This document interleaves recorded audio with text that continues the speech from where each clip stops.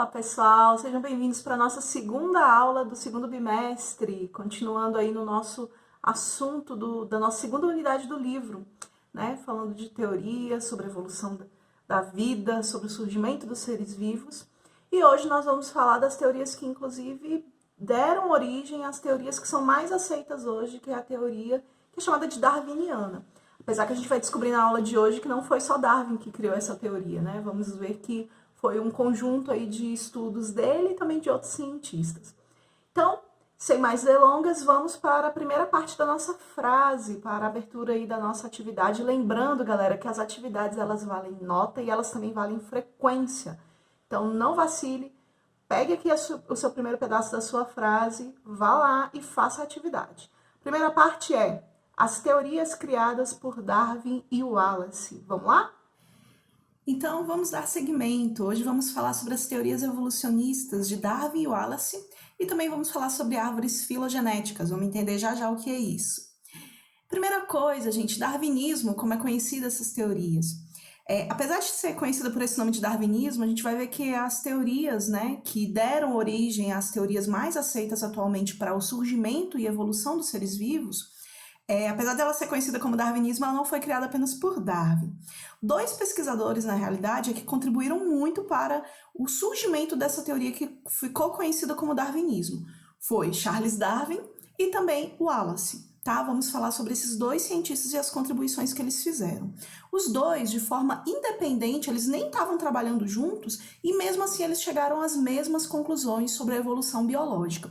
Depois, um ficou sabendo do estudo do outro e até Darwin se surpreendeu muito porque o Wallace tinha chegado às conclusões muito semelhantes a que ele tinha chegado.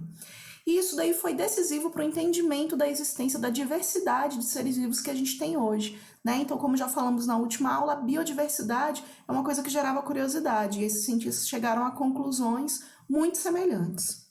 Primeiro vamos falar de Darwin, que acabou se tornando mais conhecido. Charles Robert Darwin, que nasceu em 1809 e faleceu em 1882, era um naturalista britânico, então ele era de origem inglesa, ele era naturalista, como se fosse um filósofo que buscava compreender mais sobre a natureza, sobre vida.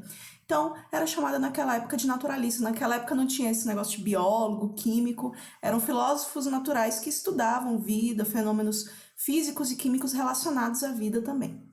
Quando Darwin tinha 22 anos de idade, ele embarcou em um navio chamado HMS Beagle. Esse navio geralmente é conhecido mais só pelo nome Beagle mesmo. E a bordo desse navio, ele por quase 5 anos, entre 1831 e 1836, ele fez uma viagem ao redor do mundo. Daqui a pouquinho eu vou mostrar no mapa essa viagem que ele fez e vocês vão ver que realmente foi uma viagem ao redor do mundo. Ele passou por vários locais, esse navio ele fez várias paradas e em cada uma dessas paradas, Darwin ele podia explorar a região, ele podia fazer várias observações, fazer coletas, e ele acabou registrando tudo isso em um diário de bordo, onde ele, que já havia estudado algumas teorias, algumas coisas anteriormente, pôde ir formulando e rascunhando algumas ideias sobre como que surgiu essa grande diversidade de seres vivos que ele observou ao redor de todo o mundo. Então ele passou por países como a Austrália, ele passou pelo Brasil também, África, Índia, então ele pôde ver uma grande diversidade de seres vivos e pôde traçar muitas ideias sobre como esses seres vivos surgiram. Ele começou a contestar então o fixismo. Lembre-se que fixismo era aquela ideia de que as espécies elas eram fixas, que elas não se modificavam desde que elas surgiram. E ele começou a rascunhar então algumas ideias que seria a base da sua teoria da evolução, que é conhecida até hoje. Seus estudos e observações foram muito influenciados pelas ideias de um geólogo, também britânico, também da Inglaterra, chamado Charles Lyell. Charles Lyell foi um geólogo que, diferente daquele geólogo que a gente viu lá quando a gente estudou Lamarck, ele não acreditava que ocorria grandes catástrofes que faziam com que desaparecesse praticamente toda a Terra, toda a vida na Terra, não. Ele acreditava que era uma coisa mais gradual, ele acreditava que as modificações na Terra se davam de uma forma bem lenta, bem gradual, no decorrer de vários e vários milhares de anos, e por fatores naturais. Então, podia, por exemplo, o tempo esquentar demais, ou ocorrer uma grande era do gelo, e isso ia modificando, né, a Terra, e com isso também Darwin, pensando nisso, acreditou que a vida também foi se modificando conforme o ambiente foi mudando, né? Mas ele acreditava que era de uma forma lenta e gradual, já que ele estava bem influenciado por essas ideias desse geólogo. Isso fez com que Darwin acabasse dando uma atenção muito especial à geologia dos lugares que ele visitou. Lembrando, gente, que geologia é o estudo da Terra, uma parte da ciência que estuda a Terra, camadas de solo, vulcões, como que surge, né, novas camadas de terras, montanhas, formações geológicas. Então, tudo isso daí é base de estudo da geologia. E Darwin, apesar de não ser conhecido como um geólogo, ele na realidade fez grandes contribuições, porque durante essa viagem ele anotou muitas coisas a respeito da geologia de vários países. Bem, esse mapa que tem no livro de vocês, tá? Ele tá dividido ali entre a página 54 e 55, lá ele tá bem grande, tá? Dá para vocês verem até com mais detalhes do que aqui. Ele mostra a viagem que Darwin fez a bordo do Beagle. Então vocês podem ver que ele saiu aqui da Inglaterra e ele saiu pingando aqui em várias paradas, em vários países, né? Em arquipélagos. Então, assim, ele fez uma viagem muito extensa e onde ele pôde observar animais bem diferentes, como geralmente, né? A gente sabe que aí na Austrália tem vários animais bem diferenciados, então ele pôde fazer uma análise muito legal, muito detalhada de vários diferentes tipos de animais que tinham ao redor do mundo. Bem, quando ele voltou à Inglaterra depois de toda essa viagem, né, ele passou anos estudando tudo que ele havia anotado. Ele tinha muito material, né, que ele havia coletado nos diferentes lugares do mundo.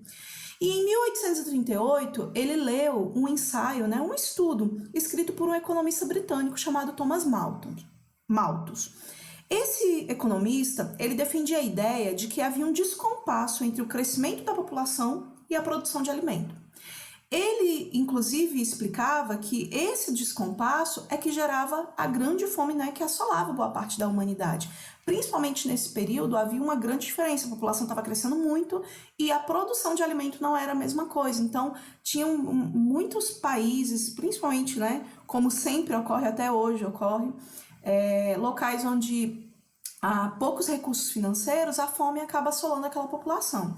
Então, Malthus ele defendia, como mostra esse gráfico, que a população cresce de forma exponencial, né? E a produção de alimento de uma forma aritmética, né? É uma função que ele acaba crescendo de uma forma muito mais lenta, né? Do que a população. Então, a gente nota que a população acaba por ultrapassar o crescimento da produção de alimento, e isso gera fome. Darwin, então, imaginou que, assim como ocorria com os seres humanos, com as populações humanas, porque aqui Malthus ele estava falando da população humana, que estava crescendo mais do que a oferta, né, de alimentos, do que a própria população conseguia produzir de alimento. E aí, o que Darwin imaginou? Ele imaginou que, dessa mesma forma que os seres humanos necessitavam de alimentos que muitas vezes eles não obtinham, os outros seres vivos também tinham necessidades, e isso poderia gerar uma competição entre eles. Então ele imaginou que indivíduos de uma população competem uns com os outros pelos recursos que são escassos. Então, da mesma forma como os recursos são escassos para nós seres humanos, ele imaginou que também seriam escassos para as outras espécies de seres vivos que tem no mundo. Quais recursos são esses que são escassos? Alimento, em primeiro lugar, mas além disso, abrigo, parceiro para a reprodução, entre outros. Então, poderia ter várias coisas aí, vários recursos essenciais para a vida do ser vivo que acabavam sendo escassos, e isso gerava uma competição entre eles na natureza. Somente em 1856, Darwin começou a escrever um livro com as suas ideias sobre a evolução. E aí esse livro ele é muito conhecido até hoje, que o nome desse livro é A Origem das Espécies, e esse livro acabou sendo um grande marco para os estudos sobre evolução.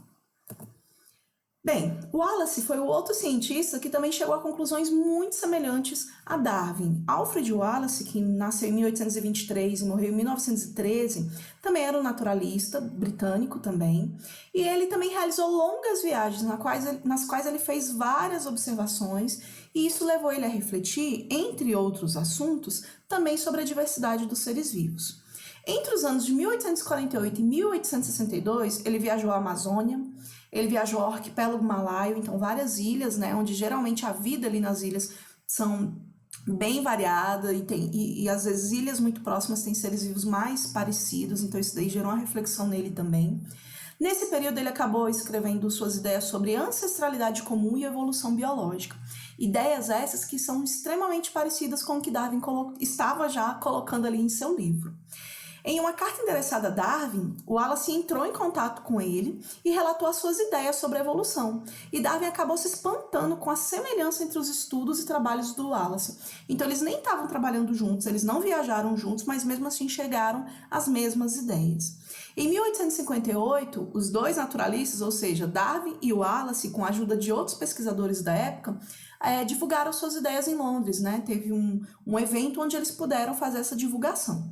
No ano seguinte, Darwin lançou seu livro, chamado A Origem das Espécies, que até hoje, vou mostrar algumas capas aqui, até hoje esse livro é disponível, tem tradução dele para o português, para quem tiver interesse, quiser fazer a leitura. E nesse livro ele mostrava suas ideias sobre a evolução biológica e sobre seleção natural, que a gente vai falar daqui a pouquinho.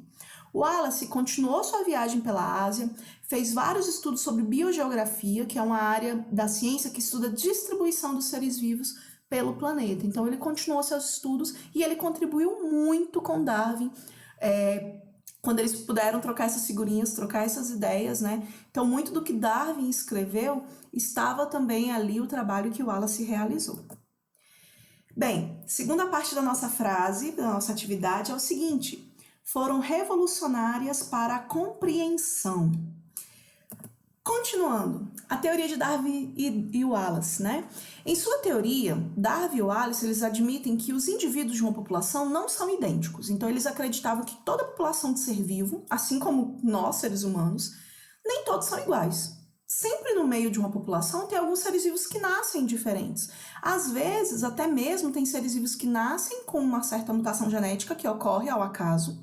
E às vezes essa mutação pode, inclusive, ser tão ruim, causar algum problema ali de saúde naquele ser vivo que ele morre. Mas tem outras mutações que podem surgir e que não fazem que esse ser vivo morra. E ele fica ali no meio dos outros, só que ele é diferente. Então, eles, em vez de acreditarem que todos os seres vivos de uma população são idênticos, eles acreditam, né, Darwin e Wallace, que esses seres vivos apresentam algumas variações que podem torná-los mais adaptados ou menos adaptados ao ambiente em que vivem. Então, eles acreditam que no meio de uma população, alguns seres vivos podem surgir e eles são diferentes. E alguns deles vão ter uma diferença que vai ser boa, que vai deixar eles mais adaptados para o ambiente que eles estão, e algumas dessas que são diferentes vai ser o contrário, vai ser ruim, vai ser como se fosse uma doença ou algo que não é bacana, não é legal para eles sobreviver naquele ambiente. Como na natureza os recursos são limitados, isso aí Darwin e Wallace também já tinham chegado a essa conclusão, eles então eles acreditavam então que os indivíduos eles competem uns com os outros e aqueles que são mais aptos têm mais chances de obter os recursos que são necessários para sobreviver. E com isso, se eles sobrevivem, eles conseguem se reproduzir e eles conseguem passar essa característica deles para os filhos, né? Por esse pensamento, o ambiente, então, interfere nas variações da população, selecionando os indivíduos mais adaptados, processo esse que eles chamam de seleção natural. Daqui a pouco eu vou mostrar uma imagem que explica melhor isso, mas tente entender o seguinte, que numa população tem vários seres vivos, alguns são diferentes dos outros. Os que forem diferentes e que essa diferença fizer que ele tenha vantagens, facilite para ele sobreviver, ele vai sobreviver, vai reproduzir e vai passar essa característica diferente para os próximos. Os que não tiverem essa característica que seja vantajosa vão ter menos chance de sobreviver e menos chance de ter filhos e passar essas características para eles. Com o passar de muito tempo, de muitos anos, esses seres vivos que não têm muitas vantagens vão acabar desaparecendo e esses que têm vantagens podem acabar prevalecendo daquela população. Se essa for uma característica muito diferente, por exemplo, com o passar do tempo podem surgir até novas espécies. Embora Wallace também seja o criador dessa teoria da evolução, Darwin acabou tendo maior destaque porque ele que fez a publicação de um livro que conta todas essas ideias assim de uma forma organizada, de uma forma que as pessoas entenderam, digamos assim. Então, nesse livro que ele escreveu, ele trazia vários argumentos para defender as ideias de ancestralidade comum e de seleção natural. Então, ele acreditava que todos os seres vivos que hoje existem diferentes tiveram ancestrais comuns que suas populações, por conta dessas variedades, acabaram surgindo diferentes variedades que foram sendo selecionadas pela natureza. Por isso, a teoria da evolução ela é comumente chamada de darwinismo, justamente porque esse livro que apresentava essa ideia, chamado A Origem das Espécies, tem uma capa dele em português aqui, essa é uma das versões, né, desse livro. Esse livro acabou se tornando muito conhecido, então acabou que a teoria, que na realidade poderia ter sido chamada de Darwin e Wallace, ela acabou sendo conhecida como darwinismo, porque esse livro, que foi de Charles Darwin, ficou muito conhecido. Mas a ideia não é só dele. Um exemplo aqui para vocês terem ideia do que é essa seleção natural na prática. Bem, vamos supor que uma população de ratos se mudou para uma nova área, ou talvez esse ambiente mudou por algum motivo, sei lá, teve a erupção de um vulcão, né, e esse vulcão soltou muitas cinzas e aquela área onde vivem aqueles ratos acabou se tornando muito escura, né? Ou eles migraram para um local onde as pedras eram muito escuras, né? Devido à variação genética desses ratos, entre eles existem alguns ratos que têm o pelo preto e alguns outros ratos que têm o pelo amarelo. Isso daí, variedade de cor normal que tem dentro da população. Porém, agora eles estão num ambiente escuro, né? O solo ali é escuro, alguns ratos que são mais visíveis acabam sendo mais facilmente visualizados por um predador, né? Então, alguns ratos são comidos por pássaros nesse local. Os ratos amarelos são mais facilmente vistos pelos predadores do que os ratos pretos, tendo em vista que aquele ambiente agora ali é preto. Sendo assim, os ratos amarelos são comidos com maior frequência, né? Com mais frequência do que os pretos. Apenas os ratos sobreviventes atingem a idade reprodutiva e geram descendentes. Então, numa situação como essa, num ambiente escuro, os ratos que são escuros ficam mais camuflados e os ratos que são mais claros, que são amarelos, destacam-se mais. E os predadores vão lá e acabam comendo eles. Se eles acabam servindo de alimento, eles nem chegam, né? A maioria deles não chega à idade adulta, não se reproduz e não passa essa característica para frente.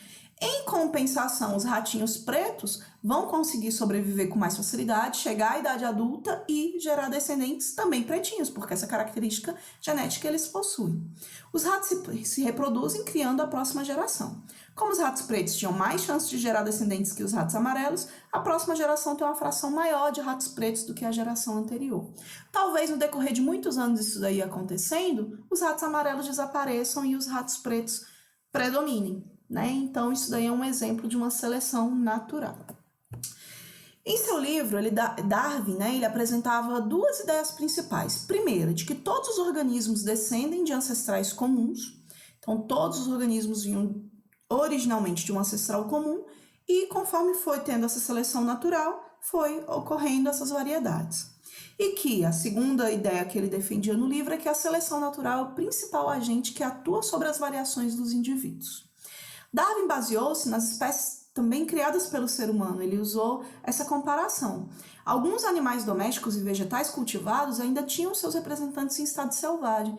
Então, por exemplo, o ser humano, com o passar de muitos anos, foi selecionando, um exemplo, cães. Cães, né, os cães domésticos são originários dos lobos, e com o passar de milhares de anos, os seres humanos foram selecionando animais mais dóceis, animais mais fiéis, e foram criando as diversas espécies, né? As diversas variedades que nós temos hoje de cães domésticos. Por exemplo, alguns foram selecionados cada vez menores, e a gente tem essas raças que são cachorros bem pequenininhos, outros já eram cães maiores, outros eram cães que tinham maior facilidade para caça, então foram surgindo as diferentes espécies. Ele concluiu, então, Darwin, que da mesma forma que o ser humano selecionava determinados organismos, determinados seres vivos, com características de interesse, e esse processo que o ser humano faz é chamado de seleção artificial, a natureza também poderia fazer o mesmo, selecionando os indivíduos mais adaptados às condições do ambiente, e isso daí é chamado de seleção natural. Porém, diferente da seleção feita pelos seres humanos, a natureza ela não seleciona os organismos de forma intencional ou direcionada. Então, ele acreditava que, assim como o ser humano podia fazer essa seleção artificial, que era com uma intenção específica, a natureza, né, as características naturais mudando, também poderiam acabar selecionando os animais mais adaptados para aquele local. Aqui do lado, gente, tem várias outras capas, tá? Tem 3 outras capas aqui, bem conhecidas, do livro de Charles Darwin, que é A Origem das Espécies. Bem, É comum muitas pessoas pensarem que as ideias de Darwin rejeitam totalmente as ideias de Lamarck, já que elas são um tanto diferentes. Mas isso não é verdade. Em um de seus relatos, inclusive, Darwin ele admite que as conclusões às quais ele chegou não eram tão diferentes das de Lamarck. Só o que era diferente eram os meios de mudanças pensados por eles, né? Na teoria de Lamarck, ele acreditava que o ambiente estimularia os organismos a produzirem novas características para se adaptarem. Então, usando lá aquele exemplo da girafa, Lamarck acreditava que o ambiente que tinha folhas que serviam de alimento para as girafas muito altas fazia com que as girafas esticassem mais os pescoços delas e estimulava com que elas ficassem com o pescoço maior e que essa característica era passada para frente. Já na teoria de Darwin-Wallace é um pouco diferente. Ele acreditava que sim, no ambiente existia essas plantas de folhas bem altas e aí as girafas precisavam se alimentar dessas folhas, só que ele acreditava que na população de girafas tinham umas que tinham pescoços mais longos e tinha outras que tinham pescoço mais curto. E simplesmente o que a natureza fazia, digamos assim, não era estimular as girafas a crescer o pescoço, não. Já que na população tinha uns de pescoço mais longo e outros de pescoço mais curto, as de pescoço mais curto não conseguiam se alimentar, morriam, não conseguiam se reproduzir, não passavam essa característica de pescoço curto para frente, e as girafas de pescoço longo conseguiam sobreviver porque elas se alimentavam e elas conseguiam se reproduzir e passar essa característica à frente para os seus filhos. E então, no passar de muitos e muitos anos, somente girafas de pescoço longo prevaleceram nessa população desses animais. Então, na teoria de Darwin-Wallace, o ambiente ele seleciona entre a variedade que já é existente naquela população, aqueles organismos, aqueles seres vivos com características mais adaptativas, mais adaptadas àquela condição. Então, ele não achava que o ambiente fazia com que o animal esticasse o pescoço e criasse essa característica. Não. O ambiente selecionava dentre aqueles que tinham, né, essa variedade que tinham, os que eram mais adaptados. Árvores filogenéticas, para a gente fechar nossa aulinha de hoje. Darwin, gente, ele também propôs a construção de uma figura parecida com uma árvore, na qual, a partir de um ancestral comum, que é a base da árvore, divergiam, ou seja, saíam ramificações de diferentes espécies, ou dos vários galhos aí da nossa árvore. Essa representação foi aprimorada pelos pesquisadores posteriores a Darwin e acabou sendo chamada depois de árvore filogenética. Essa árvore filogenética representa o parentesco evolutivo entre as espécies. Lembrando, gente, que as árvores filogenéticas são hipóteses, né, que vão se criando e não são fatos definitivos. Às vezes, com o passar de muitos e muitos anos, é que consegue se comprovar se aquele parentesco é ou não daquela forma que foi representado na árvore. Como é que funciona isso? Bem, vamos supor que a gente tem aqui as espécies A, B, C, D e E. São espécies que existem e que são espécies do interesse que eu estou estudando agora. Na árvore filogenética é o seguinte, eu vou buscar compreender, e aí eles iam atrás de informações para tentar formar um parentesco entre esses seres vivos. Aqui nessa árvore a gente compreende que tem um ancestral, né? Isso aqui é o mais antigo possível, tá? E esse ancestral, esse ser vivo que existia, chegou a um ponto, que é esse pontinho amarelo, onde saiu dele, né? Digamos assim, teve, por conta da seleção natural, surgiram desse ancestral comum duas outras variedades, uma aqui para cima e outra aqui para baixo. Essa variedade daqui de baixo deu origem à espécie E, tá? Essa variedade daqui de cima chegou a um ponto, tá? Que aqui não está destacado, mas aqui também poderia ter um pontinho amarelo da mesma forma, onde dessa espécie surgiram duas novas espécies. Uma delas aqui para cima acabou depois dando origem às espécies A e B. E essa daqui que veio para baixo deu origem às espécies C e D. Cada pontinho desse, gente, é um pontinho de ramificação que faz com que a gente compreenda que daquele ponto em diante surgiram novas espécies. Uma coisa interessante é que toda vez que você tem isso daqui, você sabe que essa espécie que surgiu nesse período e que depois teve essas modificações é a espécie que é um ancestral comum mais recente dessas duas espécies. Então, por exemplo, eu consigo compreender que a espécie A, que eu estou apontando aqui para vocês, e a espécie B têm um parentesco em comum muito mais recente do que a espécie A tem com a espécie E. Se a gente for olhar, ó, espécie A e espécie E, o que eles têm de comum está lá atrás, foi lá na origem. Já a espécie C e D também tem um ancestral comum bem recente, tá? E se a gente for também comparar, a espécie A e B e C e D tem um ancestral comum mais recente do que com a espécie E, que foi lá atrás. Mas todos eles têm um ancestral comum, só que alguns são mais próximos e outros são mais distantes, tá? Aqui também mostra, ó, ancestral comum mais recente de A e B, é esse ponto aqui. E esse daqui é o ancestral comum que foi lá na raiz, né? O ancestral comum de A, B, C, D e E, beleza? Lá no livro de vocês vai mostrar mais alguns detalhezinhos também sobre árvores filogenéticas. Gente, eu sempre falo para vocês do livro, páginas às vezes que tem algumas imagens, porque essa videoaula ela serve como um norte para vocês, explica mais detalhado algumas coisas, mas ela não exclui a necessidade de você ler, fazer a leitura dos textos que está em seu livro. Então, dê uma lida, dê uma acompanhada lá também, tem muitas imagens bacanas e várias explicações bem interessantes, tá bom? Vamos então para a terceira e última parte da nossa frase, que é o seguinte: da origem dos diferentes seres vivos. E espero vocês na nossa segunda atividade do segundo bimestre. Tchau, tchau!